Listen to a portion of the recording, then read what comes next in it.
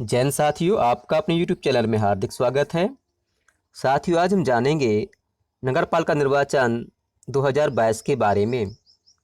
आज हम इसके अंतर्गत जानेंगे कि पीठासीन अधिकारी के लिए जारी डायरी को हम किस प्रकार से भरेंगे।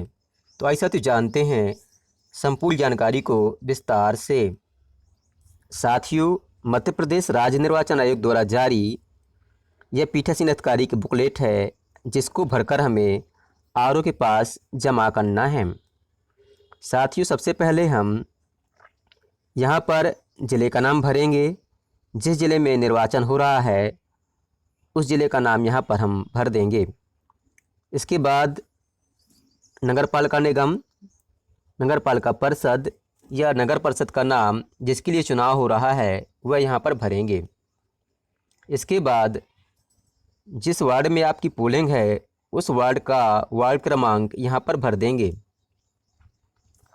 तत्पश्चात यहाँ पर मतदान केंद्र का नाम और क्रमांक भरना है और मतदान की तिथि, जिस दिनांक को चुनाव हो रहे हैं वह डेट यहाँ पर भरनी है। इसके पश्चात यहाँ पर पीठासीन अधिकारी अपने हस्ताक्षर करेगा। साथियों, इस पीठासीन डायरी में कुल 41 पेज हैं जिनको हमें भरना है। साथ ही सबसे पहले एक प्रमाणीकरण है कि मैं यहाँ पर पीठासीन का नाम आएगा, अधिकारी मतदान केंद्र का नाम। यह प्रमाणित करता हूँ कि इस पीठासीन की डायरी में या बुकलेट में कुल कितने पृष्ठ हैं। जितने पृष्ठ हैं उनको गिनकर यहाँ पर भर देना है। और इसके पश्चात आपके मतदान केंद्र पे मतदान करने वाले कुल व्यक्तियों की संख्या कितनी है वह आपको मोबाइल के माध्यम से एक मोबाइल नंबर पर भेजना होता है, वह यहाँ पर लिखनी है। इसके बाद लिखा है मतदान से संबंधित महत्वपूर्ण जानकारी। पहला है स्थगन या बाधा। दिया है क्या मतदान स्थगित हुआ है, यदि हाँ तो हाँ में, अन्यथा नहीं पे टिक करेंगे। दूसरा है क्या मतदान केंद्र में विघ्न बाधा उपस्थित हुई है, तो जो स्थिति है वह यहाँ पर भर देंगे। इसी प्रकार से तीसरा कॉलम है क्या मतदान केंद्र पर कानून व्यवस्था की स्थिति उत्पन्न हुई है, तो यहाँ भर देंगे। इसी प्रकार से क्या मतदान केंद्र पे मतदान प्रारंभ होने के बाद ईवीएम को बदला गया है, यदि आपकी ईवीएम बीच में ख़राब हुई है तो भरेंगे, अन्यथा नहीं पर टिक करेंगे। इसके बाद क्या मतदान केंद्र पर मतदान के दौरान ईवीएम को बदला गया है, यदि बीच मतदान में ईवीएम को बदला गया है तो भरेंगे, अन्यथा इसको नहीं पे टिक करेंगे। तत्पश्चात है मतदान प्रतिशत।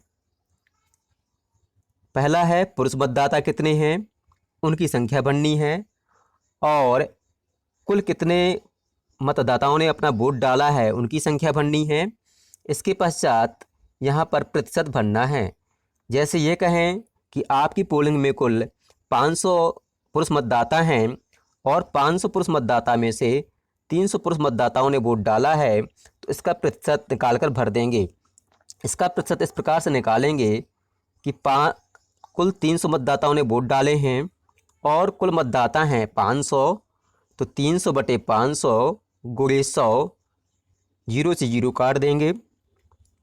5 का भाग 300 में लगाएंगे तो आएगा 60। तो इस प्रकार से कुल 60% यहाँ पर भर देंगे। इसी प्रकार से महिला मतदाता और अन्य मतदाता के लिए भी यह जानकारी यहाँ पर हम भर देंगे।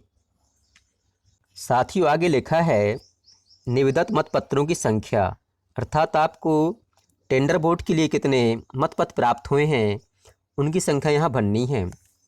इसके बाद है मतदान केंद्र पर नियत मतदाताओं की कुल संख्या, अर्थात आपके पोलिंग बूथ में जो है वोट डालने के लिए कुल कितने मतदाताओं की संख्या शासन द्वारा निर्धारित की गई है वह संख्या यहाँ पर भरनी है।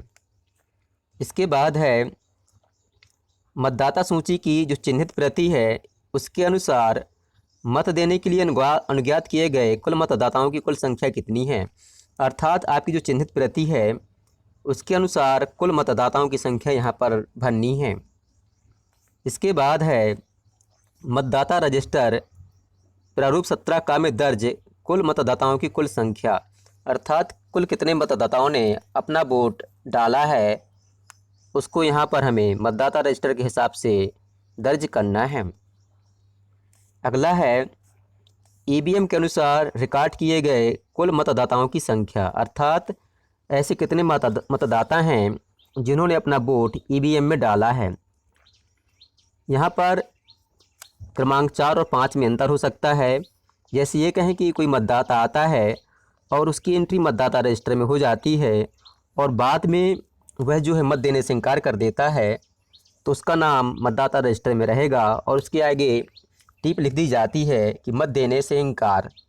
और यदि ऐसी कोई बात है तो यहाँ पर भरेंगे, अन्यथा ये संख्या जो है सेम भी हो सकती है। आगे है अभ्याक्षेपित या चैलेंज प्रकरणों की कुल संख्या। यदि आपके यहाँ कोई अभ्याक्षेपित मत पड़ता है या कोई चैलेंज करता है किसी वोटर्स को, तो उसकी संख्या यहाँ पर हम भरेंगे, अन्यथा यहाँ निरंक कर देंगे।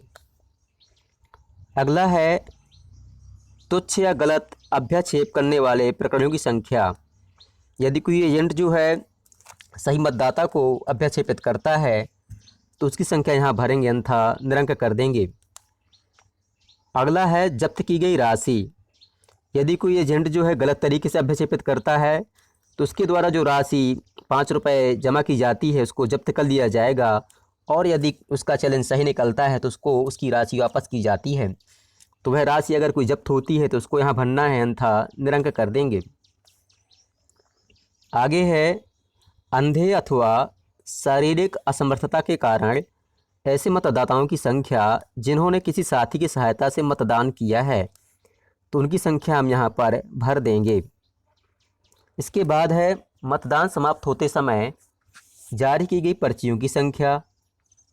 आपको मतदान जो है प्रातः 7 बजे से 5 बजे तक करवाना है, और यदि 5 बजे तक मतदान समाप्त नहीं होता है तो आपको कैंपस में उपस्थित सभी मतदाताओं के लिए जो वोट डालना चाहते हैं उनके लिए पर्ची जारी करनी पड़ती है। तो उन पर्चियों की संख्या यहाँ पर हमें भरनी है। अगला है मतदान समाप्त होने पर पीठासीन अधिकारी की घड़ी के अनुसार वास्तविक समय क्या है। तो जिस समय मतदान समाप्त हुआ है वह समय यहाँ पर भर देंगे। अगला है निर्वाचन अपराध। यदि आपके मतदान केंद्र में कोई निर्वाचन से संबंधित अपराध हुआ है, जैसे 100 मीटर की दूरी पर चुनाव प्रचार हुआ है, मतदाताओं द्वारा प्रतिरूपण किया गया है, और कोई किसी बिना सूचना के दस्तावेज के कपट पूर्वक कोई मतदान केंद्र पर कोई सूचना है उसको हटाई गई है, मतदाताओं को रिश्वत दी गई है, इत्यादि कोई अपराध हुआ है तो यहाँ पर भरना है, अन्यथा निरंक कर देना है। इसके बाद है शिकायत और त्रुटियाँ। अभ्यर्थियों अथवा एजेंटों द्वारा की गई गंभीर शिकायतों की संख्या अगर कोई है तो यहाँ भरना है, अन्यथा जो है ये सब जानकारी निरंक कर देंगे। इसके बाद है विशिष्ट नंबर वाली सामग्री की जानकारी। पहला है कंट्रोल यूनिट। जो आपको कंट्रोल यूनिट मिली है उसका क्रमांक हमें यहाँ पर भरना है। इसके बाद है बैलेट यूनिट। आपको जितनी बैलेट यूनिट मिली हैं उनकी संख्या हमें यहाँ पर भरनी है। यदि 1 मिली है तो 1 की संख्या, अगर 2 मिली है तो 2 की संख्या यहाँ पर हमें दर्ज करनी है। अगला है DMM का नंबर। यह कंट्रोल यूनिट पर दर्ज होता है या जो उसका एड्रेस टैग होता है उसमें लिखा होता है, उसका नंबर हमें यहाँ पर दर्ज करना है।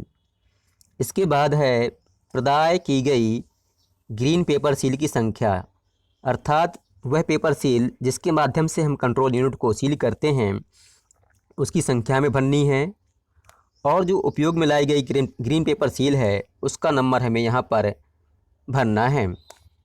इसके बाद है प्रदाय किए गए स्पेशल टैग की संख्या। स्पेशल टैग वह टैग होता है जब हम कंट्रोल यूनिट को सील करते हैं तो इस टैग को भरकर हमें जो क्लोज बटन होता है उसके ऊपर लगाया जाता है। इसके बाद है उपयोग में लाए गए स्पेशल टैग का क्रमांक। जो हमने स्पेशल टैग क्रमांक की यूज किया है उसका नंबर हमें यहाँ पर दर्ज करना है।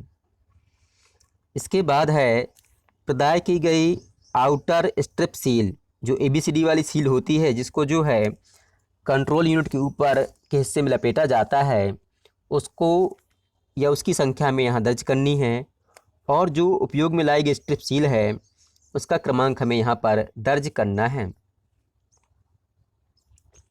इसके बाद है मतदान दल की जानकारी। सबसे पहले हमें यहाँ P1 का नाम लिखना है, उसका पदनाम और कार्यालय का नाम लिखना है, उसका मोबाइल नंबर यहाँ दर्ज करना है। तत्पश्चात हमें P2 की जानकारी भरनी है। इसी प्रकार से P3 और P4 की जानकारी भरनी है।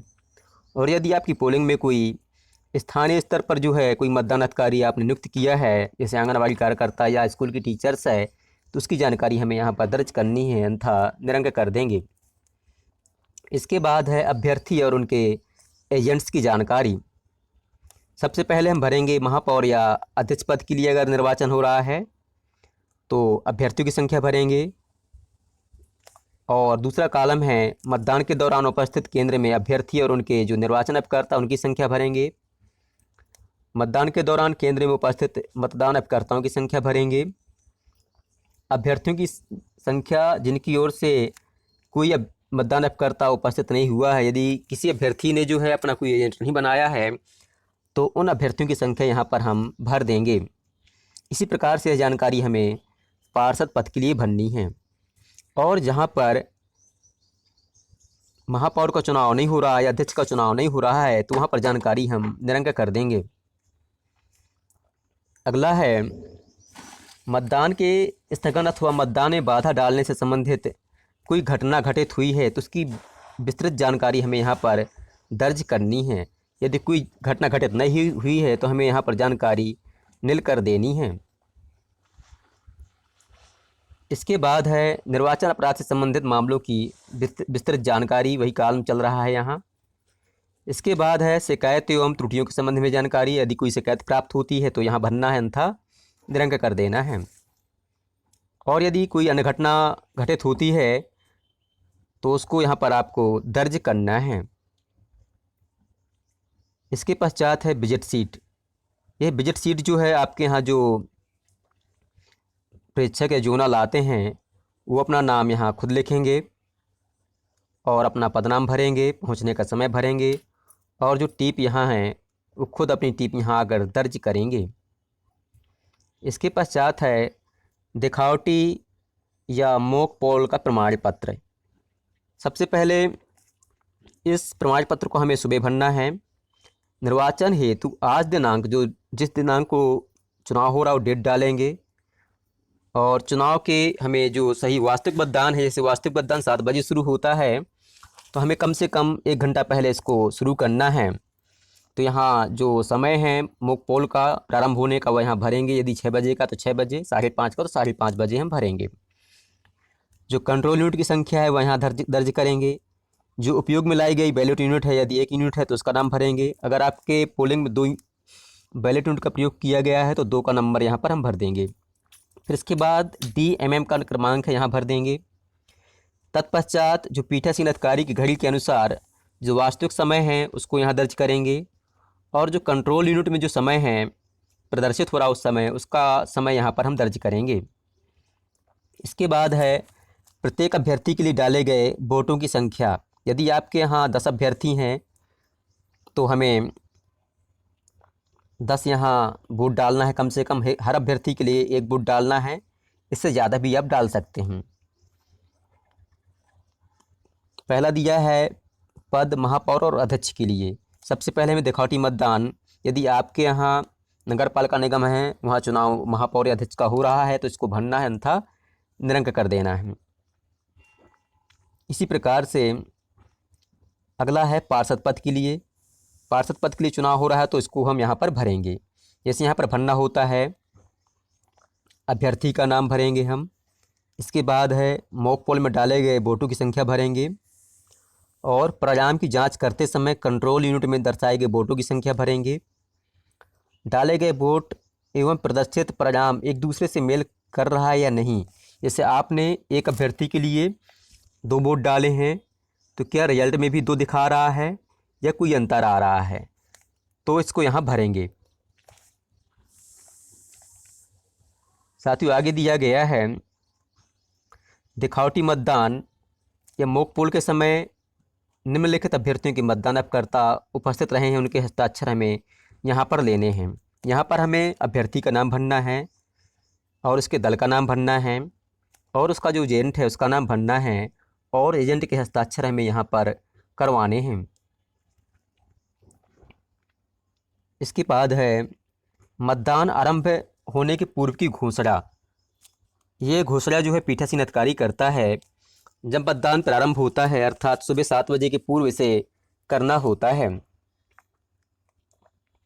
यहाँ पर पीठासीन अधिकारी समय डालेगा और अपने हस्ताक्षर करेगा। अगला है अभ्यक्षेपित मतों की सूची। यदि आपके मतदान केंद्र में कोई टेंडर वोट हुआ है तो इस जानकारी को भरना है, अन्यथा निरंक कर देना है। अगला है अभ्यक्षेपित मतों की सूची, वही चल रहा है इसमें। इसके बाद है अंधे शिथिलांग मतदाता के साथी का घोषणा पत्र। यदि आपके पोलिंग बूथ में कोई अंधा या शिथिलांग मतदाता आता है तो उसके साथी की घोषणा हमें भरनी है। इसके बाद है पश्चातवर्ती या ईवीएम के लिए दिखावटी मतदान या मॉक पोल का जो प्रमाण पत्र है उसको यहाँ पर हमें भरना है। इसका तात्पर्य यही हुआ, यदि आपके पोलिंग बूथ में बीच में कोई कंट्रोल यूनिट या ईवीएम बदली जाती है तो हमें फिर से दिखावटी मतदान करना होता है, उसको यहाँ पर भरना है, अन्यथा निरंक कर देंगे।